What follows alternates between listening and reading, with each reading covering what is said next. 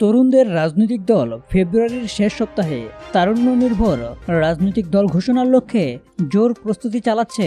জুলাই বিপ্লবে নেতৃত্ব দেওয়া তরুণরা ফেব্রুয়ারির শেষ সপ্তাহে রাজনৈতিক দল হিসেবে আত্মপ্রকাশের পরিকল্পনা রয়েছে তাদের। দল ঘোষণার আগে দলের প্রতি জনমানুষের প্রত্যাশা যাচাইয়ের মিশন নিয়ে মাঠে নেমেছে তারা। আগামী 14ই ফেব্রুয়ারি পর্যন্ত 5 লক্ষাধিক মানুষের মতামত সংগ্রহ করবেন তরুণরা। সপ্তাহব্যাপী এই কর্মসূচির নাম দেওয়া হয়েছে আপনার চোখে নতুন বাংলাদেশ। বৈষম্য বিরোধী ছাত্র আন্দোলন ও জাতীয় নাগরিক কমিটির একাধিক শীর্ষ নেতা জানান, প্রাথমিক আলোচনা অনুযায়ী প্রথমে আহ্বায়ক কমিটি দিয়ে আত্মপ্রকাশ করবে তরুণদের রাজনৈতিক দল। আহ্বায়ক কমিটির শর্ট লিস্টে রয়েছেন অন্তর্বর্তী সরকারের তথ্য ও সম্প্রচার উপদেষ্টা নাহিদ ইসলাম।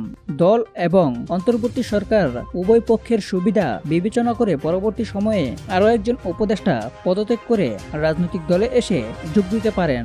এছাড়া নতুন রাজনৈতিক দলে একটি গুরুত্বপূর্ণ পদে আসার সম্ভাবনা রয়েছে একজন উপদেষ্টার ছোট ভাইয়ের। সূত্র জানায়, তিনি উপদেষ্টা মাহফুজ আলমের ভাই মাহবুব আলম। তিনি জাতীয় নাগরিক কমিটির কেন্দ্রীয় কমিটির এবং শিল্প ও বাণিজ্য বিষয়ক সেলের সদস্য।